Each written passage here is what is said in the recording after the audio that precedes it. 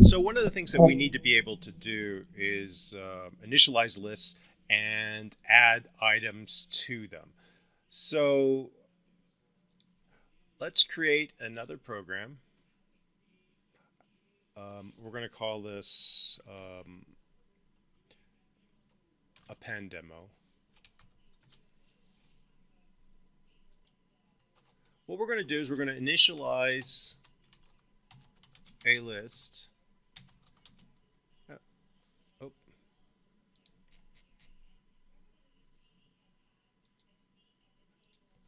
Of names. We're going to ask the user to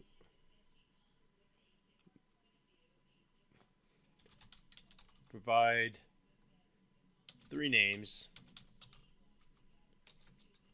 and then we're going to display we're going to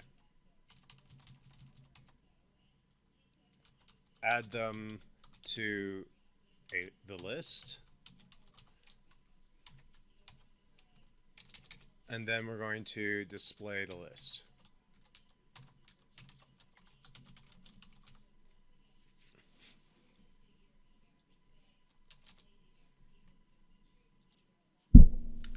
So, initializing a list.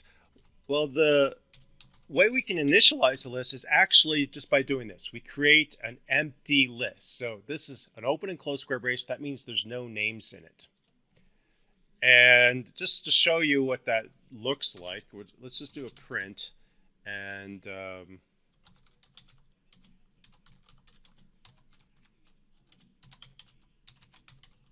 we'll do that. And then I'll run this with Control F5.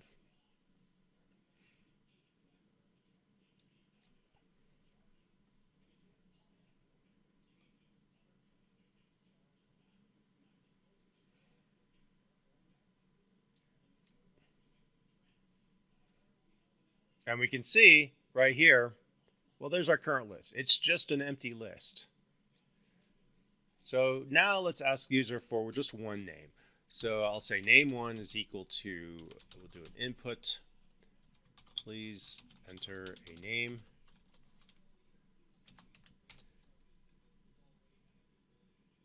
And then I'm going to add that name to the list. We're going to say names. And one way we can add this to the list is names equals what it currently is plus, and then what we do is we put name1 in a list. So what we're doing is names is already a list, and we're appending it. So when we're adding another list, a list to a list, and we saw how, when you add 2 lists together, it basically combines them into one list. And this one will just be a list with we're adding a list with a single element to it. And then I'm going to reuse this. I'll put this down here, since that's pretty much what we want to do when we display the list. And let's see what happens.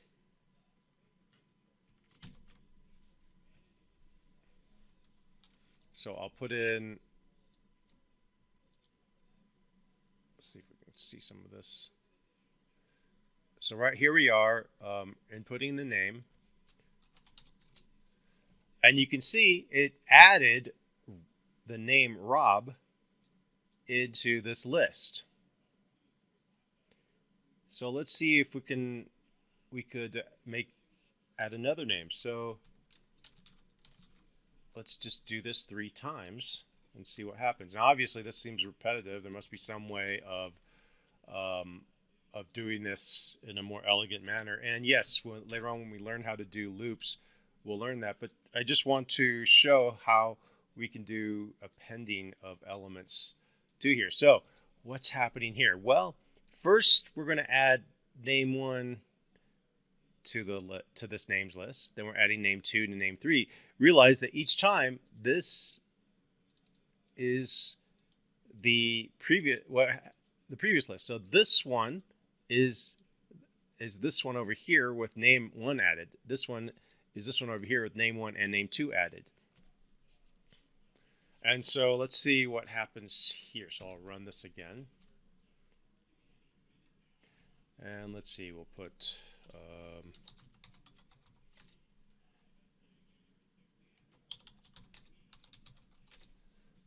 and we can see we got all three elements appended to the list just by using an addition and putting whatever you want. Now you have to put it in a list. Now watch, if I just do this, it's not going to work. So if I do just that,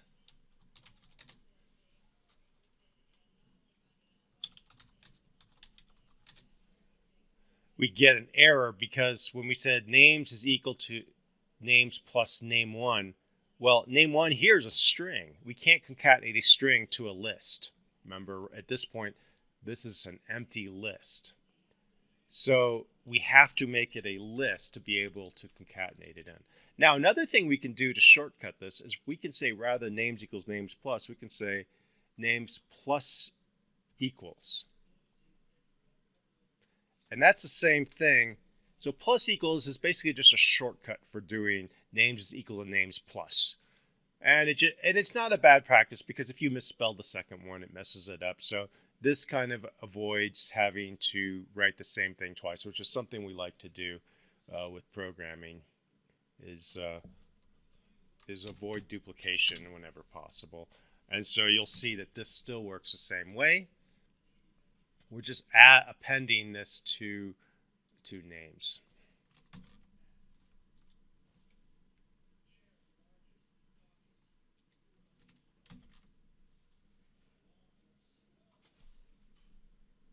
Oh, I think I'm down here at the bottom. Okay, there we go.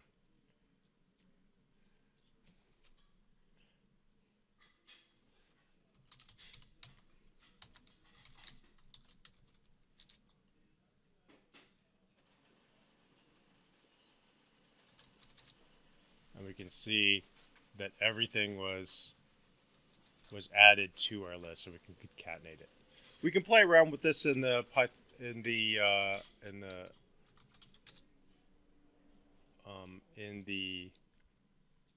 immediate interpreter here, and you can see how appending can work. So let's say that we have my list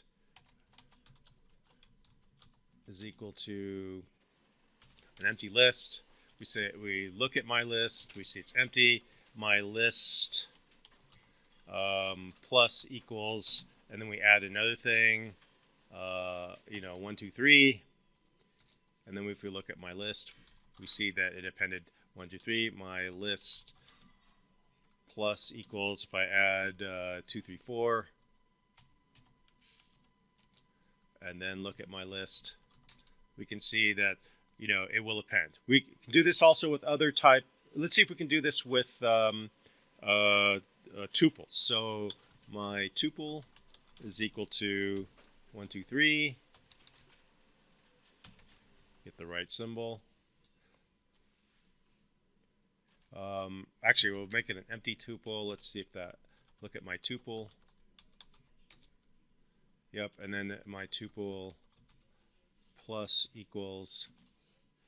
Now we're going to see when we look at tuples, we can't just do this because it thinks that 1, 2, 3 is just 1, 2, 3. So really to create a tuple that's a single tuple, we have to do this. We'll talk about this in more detail later. But, oh, wrong way. We have to put a comma at the end. And then it makes a single tuple. I can then add 2, 3, 4.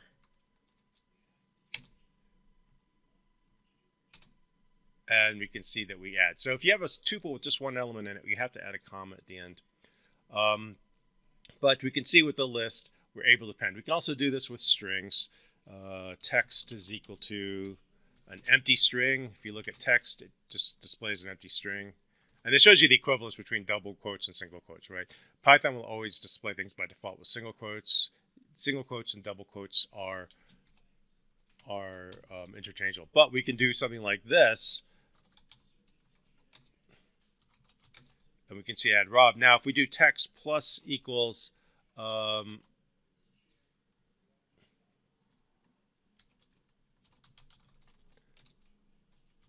you're see when you there's no comma between here because the sequence with with text is just the characters themselves. When it combines the two, each separate element is each character. Notice that there's no space or any commas placed in between. So often, what we end up doing is this. By the way, you can hit the up arrow and it will redo. It'll re-show the code. So I'm going to reinitialize text to an empty string, and then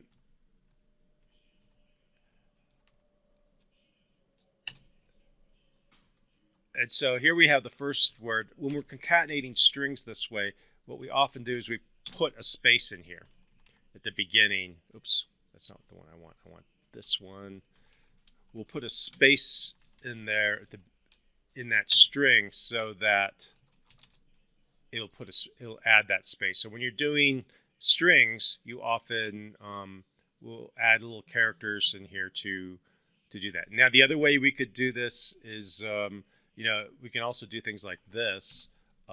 Let's say we want a carriage return at the end. We could add a \n and put blah. And what will happen is then if we show text, that backslash, oh, I put, let's see. Yeah, no, that's correct. If I do print text now, though, notice it will actually use that \n to go to another line. So you can add extra lines. You can even add a tab in there. So we'll look at that in more detail with strings. But the key to get from here is that this plus equals is one way to append things. Another way we can append things to a list is using the append method. And that is just you doing this. So rather than saying names plus equals names1, we can do .append. And you can see it says append object to the end of the list. And we could just put name1. Now notice that here we don't need to make name1 into a list to append it. It'll just do it with the object. It'll actually make sure that it is a element that gets added. So both of these approaches work. This one may look a little bit more elegant. It depends on what approach you prefer. Both of them are equivalent. And we can see that this works as well. So I'm going to run this. There we go. And, let me close this and try again.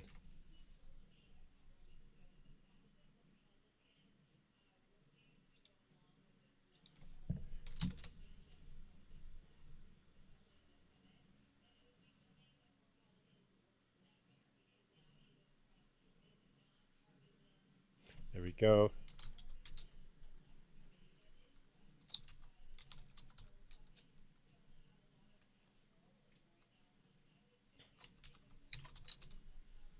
And we can see that it works the same way as the other one. So either approach should work fine. Thank you.